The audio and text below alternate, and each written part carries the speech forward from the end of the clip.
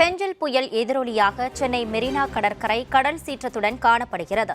இது தொடர்பாக நமது செய்தியாளர் லோகேஷ் தரும் நேரடி தகவல்களை கேட்கலாம். வணக்கம் லோகேஷ், தற்போது அங்கு கள நிலவரம் என விவரங்களை பதிவு செய்யலாம். பெங்கல் புயலானது இன்று கரையை கடக்கிறது. அது மாமல்லபுரம் காரைக்காலுக்கும் நடுவேயான இன்று மாலை கரையை கடக்கிறது. அதனைத் தொடர்ந்து சென்னையில் பல்வேறு பகுதிகளில் மழையானது இன்று அதிமிக கனமழையானது பெய்து வருகிறது.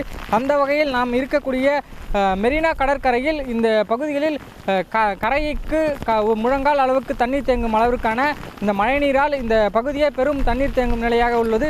இது மட்டும் இல்லாமல் இன்று அரசு பள்ளி கல்லூரிகளுக்கு விடுமுறை விடுக்கப்பட்டுள்ளதை அதை பெரும்பாலானோர் மதிக்காமல் இந்த அபாயம் உள்ள இந்த பகுதிகளில் வந்து விளையாடி கொண்டு இருக்கிறார்கள். இது மட்டும் இல்லாமல் இந்த மழையின் தொடர்ந்து இந்த பெங்கல் புயலானது கரையை கடக்கும் நிலையில் பெரும் பாதிப்பானது ஏற்படும் என்ற முன்னெச்சரிக்கை நடவடிக்கையில் தமிழ்நாடு காவல்துறையினர் மேற்கொண்டு வருகின்றனர். இந்த பெங்கல் புயலின் அழுத்தத்தினால் தமிழகத்தில் பல்வேறு மாவட்டங்களில் அதிமிக கனமழை பெய்து வருகிறது. சென்னை, செங்கல்பட்டு, காஞ்சிபுரம், திருவள்ளூர் ஆகிய மாவட்டங்களுக்கு ரெட் அலர்ட் ஆனது விடுக்கப்பட்டுள்ளது. இது மட்டும் இல்லாமல் இந்த பெங்கல் புயலினால் அழுத்தத்தினால் பெரும்பாலான பகுதிகளில் பெரும் வெள்ளமானது ஏற்பட்டுள்ளது. இந்த பெரும்பாலான பகுதிகளில் நீர்த்தேக்கம் போலவே காட்சியளிக்கிறது.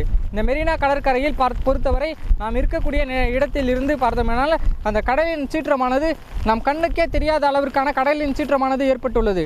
இந்த கடலின் சீற்றத்தின் காண முடியாத அளவிற்கான ஒரு மழையானது ஏற்பட்டுள்ளது.